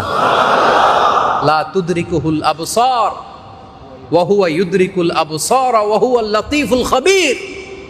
পৃথিবীর কোন চোখ তারে দেখে না, কিন্তু তিনি সব চোখগুলারে দেখে। আওয়াজ করে বলেন, তিনি কে? হুয়াল আউয়াল ওয়াল আখির ওয়াল যাহির ওয়াল বাতিন ওয়া হুয়া বিকুল্লি শাইইন আলিম। তিনি প্রথম, তিনি শেষ, তিনি প্রকাশ্য, তিনি প্রচ্ছন্ন। তিনি কে? তিনি সূচনাহীন অতীত থেকে আছেন, তিনি সীমাহীন ভবিষ্যৎ পর্যন্ত থাকবেন। সূচনাহীন অতীত থেকে আছেন। আচ্ছা, আওয়াজ করে বলেন, আল্লাহ কবে থেকে আছেন? বলেন দেখি কে বলতে পারে সাহস করে। তিনি এমন অতীত থেকে আছেন যেটা সূচনাহীন। তিনি সূচনাহীন অতীত থেকে আছেন। তাহলে আল্লাহর ক্ষমতা কবে পর্যন্ত থাকবে বলেন? হ্যাঁ, তিনি সীমাহীন ভবিষ্যৎ পর্যন্ত থাকবেন। তাহলে এটা আমাদের সাথে মিলে? কথা বুঝে নাই বোধহয়। আল্লাহর কোনো কিছু আমাদের সাথে মিলে? আপনি হুট করে প্রশ্ন করে ফেলেন যে আল্লাহর ব্যাপারে এটা ওইটা। তিনি তো এগুলোর ঊর্ধ্বে। তিনি সূচনাহীন অতীত থেকে আছেন, তিনি সীমাহীন ভবিষ্যৎ পর্যন্ত থাকবেন। তিনি শাশ্বত, চিরঞ্জীব, অবিনশ্বর, প্রকাশ্য, প্রচ্ছন্ন। সুবহানাল্লাহ। এবং আল্লাহ যে আরশের উপরে আছেন, আরশের উপর যে তিনি সমাসীন, ওইখানে কোনো সময় নাই। ওইটা এমন জোন, এটা লা জামান লা মাকান। ওইখানে কোনো জামান নাই, ওইখানে কোনো মাকান নাই। ওইটার বিবরণ আমাদের ভাষা দিয়ে বর্ণনা করে এটা বোঝানো সম্ভব না। তো মক্কার কোরাইশরা আল্লাহ রাসূল সাল্লাল্লাহু আলাইহি ওয়াসাল্লামকে, আল্লাহকে আমাদের মতো সত্তা মনে করে প্রশ্ন করছিল যে মুহাম্মদ বাইয়িন লানা নাসাবা রাব্বিক। এ মুহাম্মদ, তোমার আল্লাহর নসবনামাটা একটু বলো। কারণ আরবরা নসবকে প্রিজার্ভ করতো, লিনিয়েজ, বংশ পরিক্রমাকে তারা মুখস্থ করতো, যেন তেন ভাবে না। শুধু আপনার নাম, আপনার বাবার নাম এতটুকু না, আপনার বাবা, আপনার দাদা, 14 পুরুষ মুখস্থ। দেখলেই, মানুষ দেখলেই তার নাম কি, তার বাবার নাম কি, দাদার নাম কি, কয় পুরুষ। শুধু মানুষই না, উটের পায়ের ছাপ দেখে আরবরা জাহিলি যুগে উটের পায়ের ছাপ দেখে এই উটটা কোন বংশের, কোন গোত্রের, এই উটের মালিককে, তার বাবাকে, দাদাকে, 14 পুরুষ। সুবহানাল্লাহ কইতে পারলেন না? বংশকে তারা এইভাবে প্রিজার্ভ করত। তো তারা আল্লাহ তাআলাকে আমাদের মতো সত্তা মনে করে রাসূল সাল্লাল্লাহু আলাইহি ওয়াসাল্লামকে এসে বলে, ইয়া মুহাম্মদ বাইয়িন লানা নাসাবা রাব্বিক। তোমার রবের নসবনামাটা বলো তো, তোমার আল্লাহর বাবাকে, দাদাকে, এরকম 14 পুরুষ বলো। এই প্রশ্নের জবাবে আল্লাহ তাআলা এই সূরাটা নাজিল করেছেন। 4 লাইনের এই সূরা, যে নবী হে, তারা আমার নসবনামা জানতে চায়, তাদেরকে আপনি বলে দেন, কুল হুয়াল্লাহু আল্লাহুস সামাদ লাম ইয়ালিদ ওয়া লাম ইয়াকুল লাহু। হে নবী, আপনি তাদের মুখের সামনে স্পষ্ট করে দ্ব্যর্থহীন কণ্ঠে ঘোষণা করুন, কুল হুয়াল্লাহু আহাদ। হে নবী বলুন, আল্লাহ এক এবং অদ্বিতীয়, তার মতো কেউ হয় না। আল্লাহুস সামাদ, তিনি অমুখাপেক্ষী। লাম ইয়ালিদ ওয়া লাম ইউলাদ, জন্ম দেয়ও নাই, নেয়ও নাই। ওয়া লাম ইয়াকুল লাহু কুফুয়ান আহাদ, তার মতো কেউ নাই। আল্লাহু আকবার। মুশরিকদের আরেকটা গ্রুপ এসে আরেকবার প্রশ্ন করে, ইয়া মুহাম্মদ বাইয়িন লানা জিনসা রাব্বিক আহুয়া মিন যাহাব আও ফিদ্দা আও মিন খাশাব। মুহাম্মদ, তোমার আল্লাহ কিসের তৈরি? রূপার তৈরি, না সোনার তৈরি, না কাঠের তৈরি? বলো। তারা এসে যখন আল্লাহ রাসূল সাল্লাল্লাহু আলাইহি ওয়াসাল্লামের কাছে প্রশ্ন করছে, তোমার আল্লাহ কি দিয়ে তৈরি, তখন আল্লাহ তাআলা এই সূরাটা নাজিল করেন যে, নবী হে, আপনি স্পষ্ট করে আমার পরিচয় তুলে ধরুন আর বলুন, কুল হুয়াল্লাহু আল্লাহুস লাম ইয়ালিদ ওয়া লাম ইয়াকুল লাহু, নবী স্পষ্ট করে বলে দেন কুল হুয়াল্লাহু আহাদ আল্লাহুস সামাদ লাম ইয়ালিদ ওয়া লাম ইউলাদ ওয়া লাম ইয়াকুল লাহু কুফুয়ান আহাদ। আমি তাদের মতো নই, জন্ম দেইও নাই, নেইও নাই, কারো প্রতি আমি মুখাপেক্ষী নই, আমি এক অদ্বিতীয়, আমার মতো কেউ নাই। আল্লাহু আকবার। সূরাতুল ইখলাস এই প্রেক্ষাপটগুলোতে নাজিল হয়েছে এবং এই সূরাটার অনেক ফজিলত আছে। আল্লাহ রাসূল সাল্লাল্লাহু আলাইহি ওয়া আলিহি ওয়াসাল্লাম এই ছোট্ট সূরাটাকে বড্ড ভালোবাসতেন। তিনি ফজরের 2 রাকাত সুন্নতের দ্বিতীয় রাকাতে, মাগরিবের 2 রাকাত সুন্নতের দ্বিতীয় রাকাতে এই সূরা ইখলাস পড়তেন। বিতরের সালাতের তৃতীয় রাকাতে তিনি সূরা ইখলাস পড়তেন।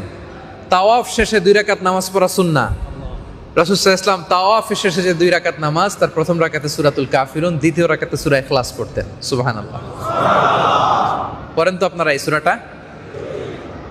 এই সূরাটা রাসূল সাল্লাল্লাহু আলাইহি ওয়াসাল্লামের ডেইলি ওয়াজিফা ছিল। ফজরের পরে, মাগরিবের পরে, ঘুমোতে যাওয়ার আগে সব সময় তিনি এই সূরার সাথে আরো 2টা সূরা মুআউযিজাতান, সূরা ফালাক, সূরা নাস মিলিয়ে এই 3টা সূরার একসাথে আরবিতে বলে কুল আস-সালাসা, মানে 3 কুল। এই 3টা সূরাকে একসাথে আরবিতে বলে কুল আস-সালাসা, মানে কয় কুল? 3 কুল। কারণ 3টা সূরাই শুরু হয়েছে কি দিয়ে? কুল শব্দ দিয়ে, তাই না? কুল আউযু বিরাব্বিন নাস, কুল আউযু বিরাব্বিল ফালাক, কুল হুয়াল্লাহু। যেহেতু 3টা সূরাই কুল দিয়ে শুরু, এজন্য 3টা সূরাকে আরবিতে বলে কুল আস-সালাসা, 3 কুল। তাহলে মেক ইট ইউর ওয়াজিফা, ডেইলি ওয়াজিফা বানাবেন এটাকে। ফজরের পরে, মাগরিবের পরে, ঘুমোতে যাওয়ার আগে রাসূল সাল্লাল্লাহু আলাইহি ওয়াসাল্লাম পরে হাতে ফু দিয়ে মাথা থেকে পা পর্যন্ত এরকম ম্যাসেজ করতেন। করেন আপনারা? হ্যাঁ করেন। 3 কুল পরে হাতে ফু দিয়ে মাথা থেকে পা পর্যন্ত কি করবেন? সারা গায়ে ইয়ামসাহু আলা জাসাদিহি মাস্তাতাআ, যদ্দূর পারতেন তিনি মাসাই করতেন, মেসেজ করতেন। It's a special protection from your Lord. আল্লাহর পক্ষ থেকে একটা স্পেশাল প্রোটেকশনে আপনি থাকবেন। মিন হাসাদিল হাসিদিন, হিংসুকের হিংসা থেকে, ব্ল্যাক ম্যাজিক থেকে, জাদু টোনা বান এগুলো থেকে আপনাকে প্রোটেকশন দিবে কে? স্বয়ং আল্লাহ রাসূল সাল্লাল্লাহু আলাইহি ওয়া আলিহি ওয়াসাল্লামকেও এরকম ব্ল্যাক ম্যাজিক করা হয়েছিল। লাবিদ ইবনুল আসাম, ইহুদিদের মিত্র, রাসূল সাল্লাল্লাহু আলাইহি ওয়াসাল্লামের চুল নিয়ে, দাড়ি নিয়ে গিট মেরেছিল 11টা। সূরা ফালাক নাস যখন 11 আয়াত বিশিষ্ট নাজিল হলো, রাসূল সাল্লাল্লাহু আলাইহি ওয়াসাল্লাম এক একটা আয়াত পড়লেন, এক একটা গিট খুললেন, আর রাসূল সাল্লাল্লাহু আলাইহি ওয়াসাল্লামকে সুস্থ করে দিল কে? তাহলে এই 3 কুলের ওয়াজিফা কারা কারা করবেন? হাত তোলেন। ফজরের পর, মাগরিবের পর, ঘুমোতে যাওয়ার আগে এই 3 কুল পরে 2 হাতে ফু দিয়ে সারা গায়ে আমরা মাসাজ করবো। আওয়াজ করে বলেন ইনশাআল্লাহ। কোবা পল্লীতে আল্লাহ রাসূল সাল্লাল্লাহু আলাইহি ওয়াসাল্লাম এক সাহাবীকে ইমাম বানিয়ে পাঠালেন। মসজিদে নববীর খুব পাশে কোবা পল্লী। তো ইমাম সাহেবের একটা বৈশিষ্ট্য ছিল, উনি প্রত্যেক রাকাতে সূরা ফাতিহার পরপরই আগে সূরা ইখলাস পড়তেন। কি পড়তেন? আগে সূরা ইখলাস পড়তেন, পরে অন্য একটা সূরা মিলাতেন প্রত্যেক রাকাতে। সূরা ফাতিহা পড়া শেষ, এরপরে কোন সূরা? সূরা ইখলাস, এরপর অন্য একটা সূরা। দ্বিতীয় রাকাতে ফাতিহা পড়তেন, আবার কি করতেন? সূরা ইখলাস। সব নামাজে যখন এরকম করে, মুসল্লিরা বলে ঘটনা কি, আপনি প্রত্যেক রাকাতে সূরা ইখলাস কেন পড়েন? কুল হুয়াল্লাহ এটা কেন পড়েন? তিনি বললেন এভাবেই পড়বো, এটাই আমার মনে চায়, পড়তে ভালো লাগে।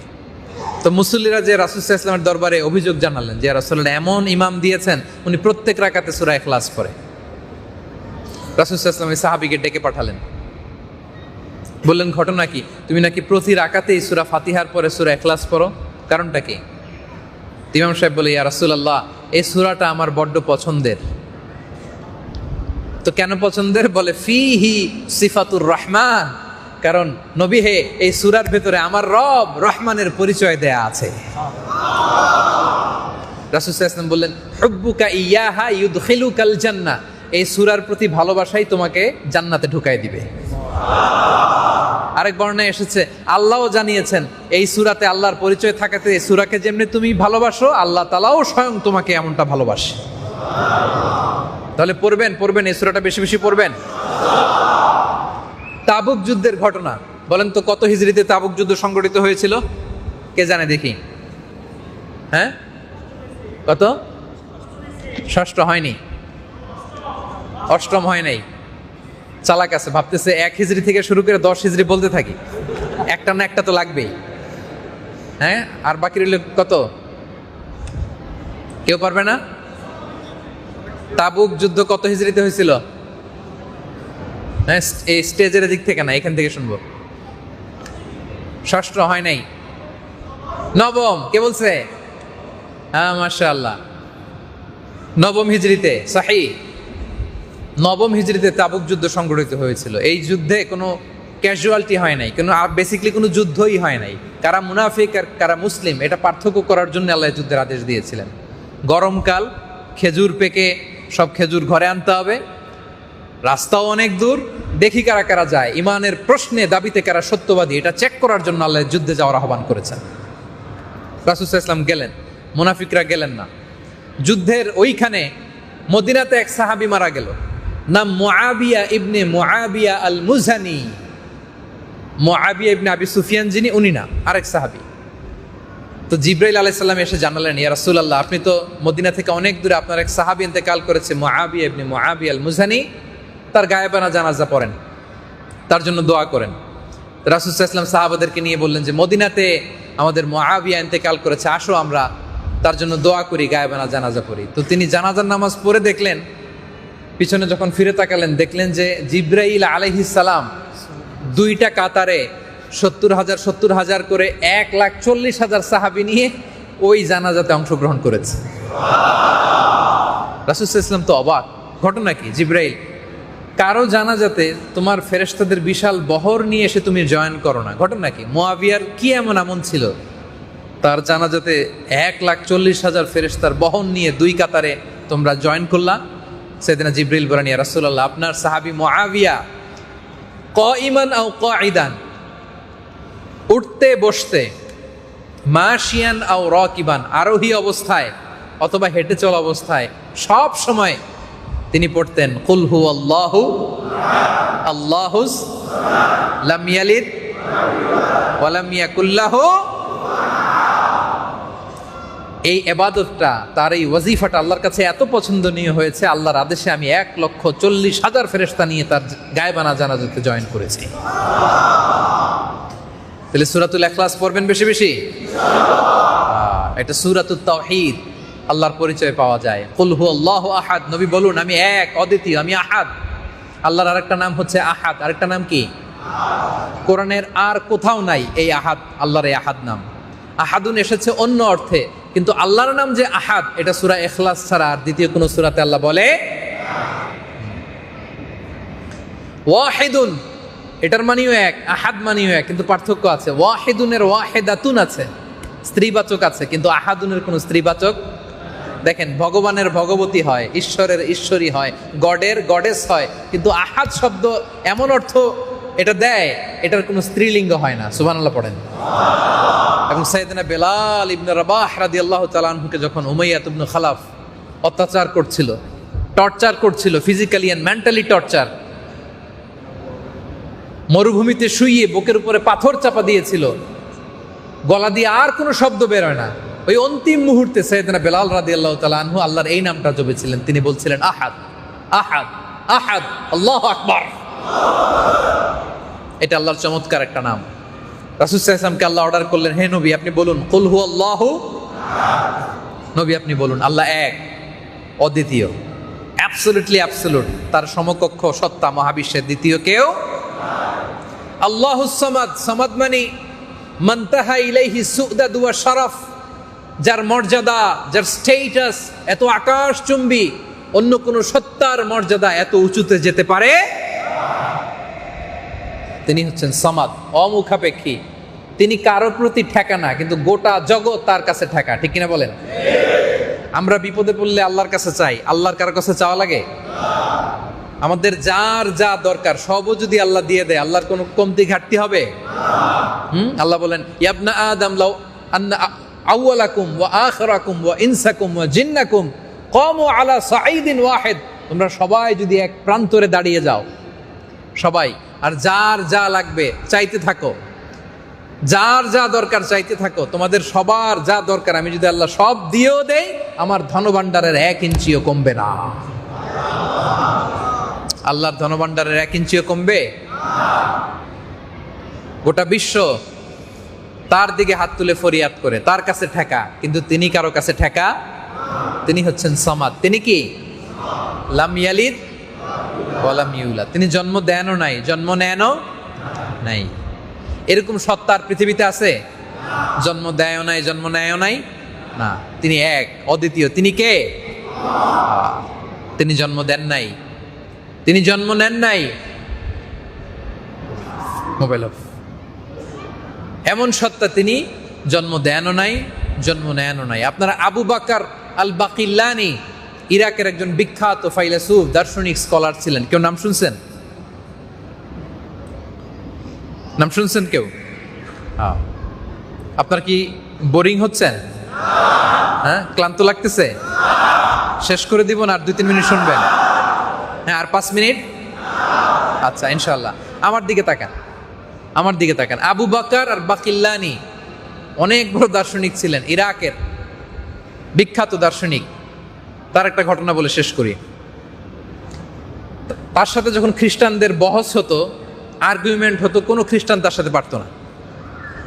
তো খ্রিস্টানরা একবার তারে বলে, আবু বকর, তোমরা মুসলমানরা বড় রেসিস্ট, তোমরা আমাদের খ্রিস্টান মেয়েদেরকে বিয়ে করো, ইহুদিদের মেয়েদেরকে বিয়ে করো, কিন্তু তোমাদের মেয়েদেরকে আমাদের কাছে বিয়ে দাও না। আহলে কিতাব, প্রকৃত অর্থে যদি আহলে কিতাব হয়, প্রকৃত আহলে কিতাব যদি হয়, শর্ত সাপেক্ষে মুসলিম ছেলে আহলে কিতাব মেয়েকে বিয়ে করতে পারে। মানে খ্রিস্টান বা ইহুদি প্রকৃত অর্থে যদি আহলে কিতাব হয়, কিছু শর্ত সাপেক্ষে মুসলিম ছেলেরা তাদের বিয়ে করতে পারে, কিন্তু অমুসলিম কোনো পুরুষ বা ছেলে মুসলিম মেয়েকে বিয়ে করতে পারে। তো এই কথা বলে ওই খ্রিস্টান বলে যে, তোমরা বড় রেসিস্ট, আমাদের মেয়ে নাও, কিন্তু তোমাদের মেয়ে আমাদেরকে দাও না। দেখেন কি চমৎকার উত্তর তিনি দিলেন। উনি বললেন, কেন এটা করি না জানো? এর কারণ হচ্ছে, আমরা তোমাদের নবী মুসা আলাইহিস সালামকে মানি, আমরা তোমাদের নবী ঈসা আলাইহিস সালামকে মানি। আর ঈসা আলাইহিস সালামের মা ম্যারি, মানে মারিয়ামের নামে তো গোটা একটা সূরাই আল্লাহ কোরআনে দিয়েছেন। তো তোমাদের নবীদেরকে মানি, এজন্য তোমাদের মেয়েদেরকে বিয়ে করতে পারি। আর তোমরাও যদি আমাদের নবী মুহাম্মদ সাল্লাল্লাহু আলাইহি ওয়াসাল্লামকে শেষ রাসূল হিসেবে মানো, মুসলমান হয়ে যাও, তাহলে আমাদের মেয়েকেও তোমরা বিয়ে করতে পারবে না। তোমরা মুহাম্মদ সাল্লাল্লাহু আলাইহি ওয়াসাল্লামকে মেনে নাও, মুসলিম হয়ে আমরা ভাই ভাই হয়ে যাই, আমাদের মেয়েদেরকে তোমাদের ঘরে পাঠিয়ে দিব। আল্লাহু আকবার। তো ওনাকে একবার মুসলিম বাদশাহ, ইরাকের বাদশাহ, উনি পাঠাবেন কনস্টান্টিনোপলে, মানে রোমান সাম্রাজ্যের ডিবেট করার জন্য। মোবাইল পকেটে, মোবাইল।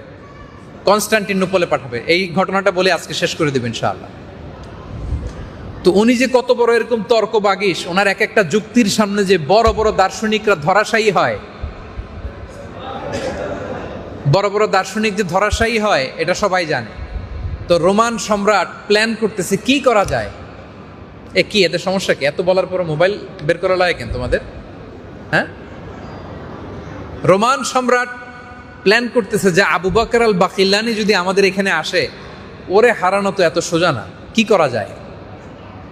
তো তারা প্ল্যান করতেছে যে খ্রিস্টান বাদশার দরবারে যখন কেউ আসে, তখন তারা কুর্নিশ করে আসে। কুর্নিশ মানে বোঝেন আপনারা? কুর্নিশ মানে কি?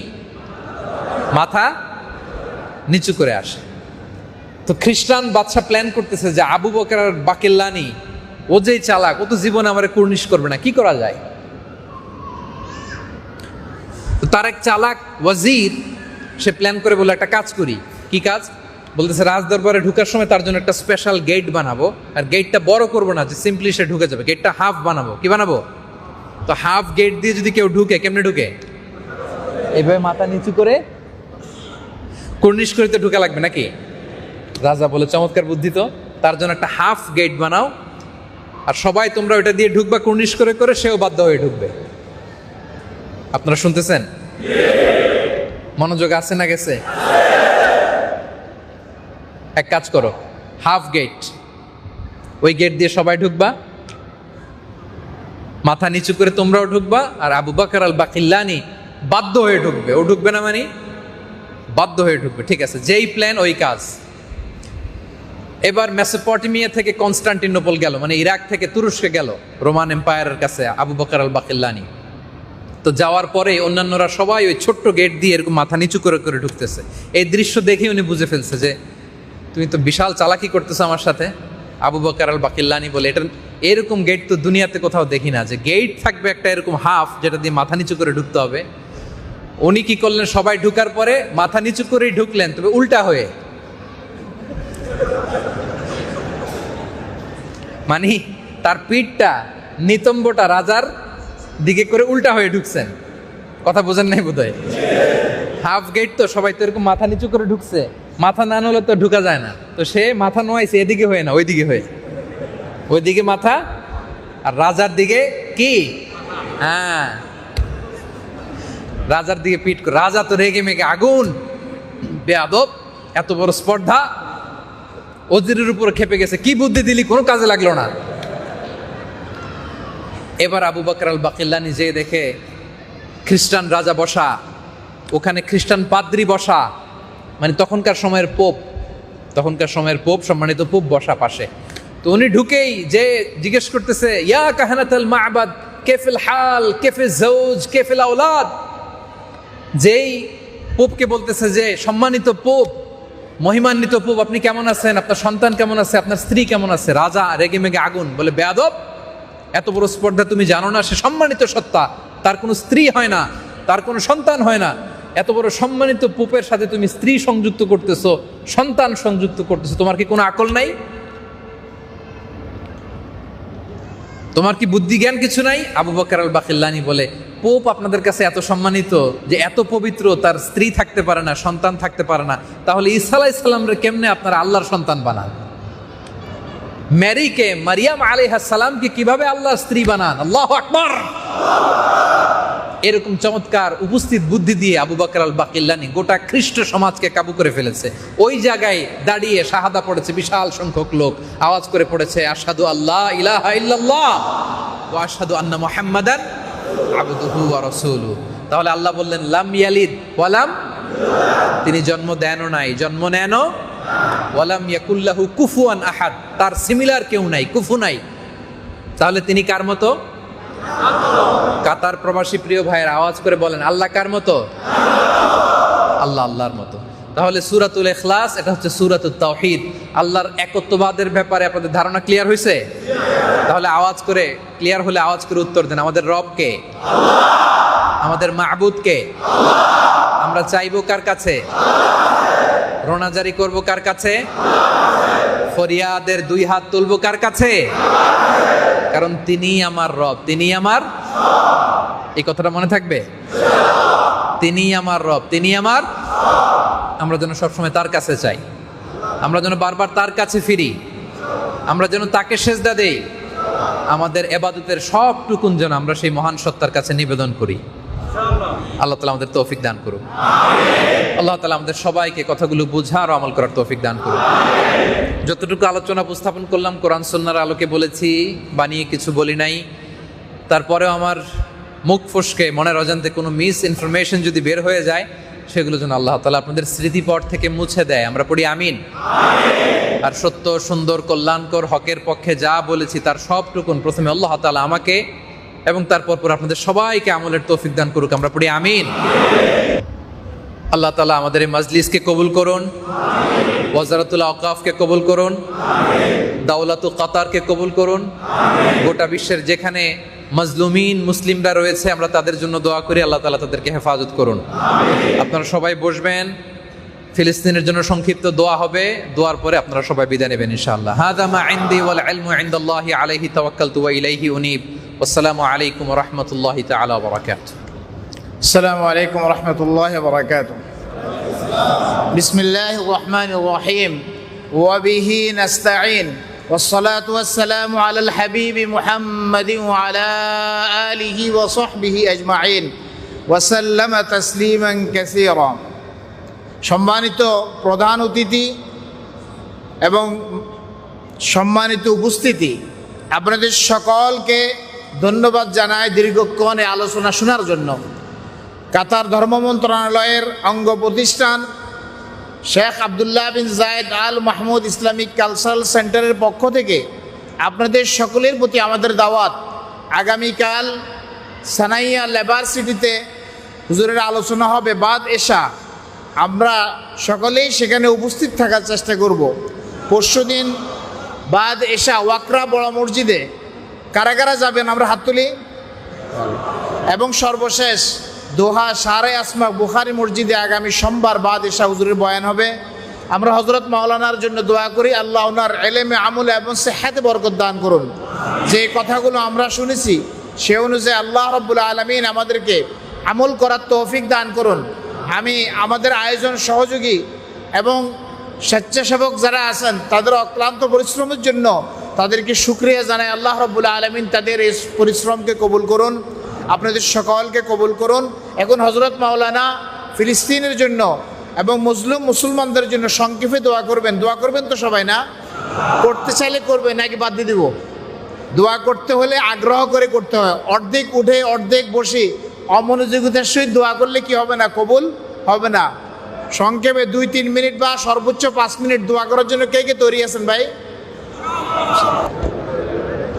اللهم اجعل جمعنا هذا جمعا مرحوما واجعل تفرقنا من بعده تفرقا معصوما ولا تدع فينا ولا معنا شقيا ولا محروما اللهم لا تدع لنا ذنبا في مقامنا هذا إلا غفرته ولا دينا إلا قضيته ولا هما إلا فرجته ولا مريضا إلا شفيته ولا ميتا إلا رحمته ولا مجاهدا في سبيلك إلا نصرته ولا حاجة من حوائج الدنيا هي لك رضا ولنا فيها صلاح إلا وفيتها يا الله اللهم إنا نسألك عيش السعداء وموت الشهداء والحشر مع الأتقياء ومرافقة الأنبياء ونعوذ بك اللهم من جهد البلاء ودرك الشقاء وسوء القضاء وشماتة الأعداء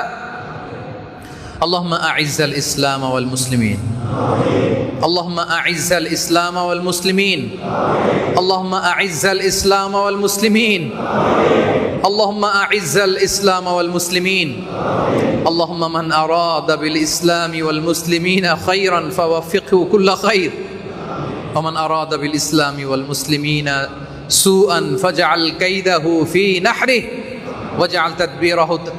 واجعل تدبيره تدميرا اللهم أعز الإسلام والمسلمين اللهم احفظ فلسطين اللهم احفظ غزة اللهم احفظ غزة يا ذا الجلال والعزة اللهم احفظ فلسطين من كيد الكائدين اللهم احفظ فلسطين من اليهود الملعونين المحتلين ربنا ظلمنا أنفسنا وإن لم تغفر لنا وترحمنا لنكونن من الخاسرين ربنا آتنا في الدنيا حسنة وفي الآخرة حسنة وقنا عذاب النار وصلى الله تعالى على خير خلقه محمد وعلى آله وصحبه أجمعين والحمد لله رب العالمين تقبل الله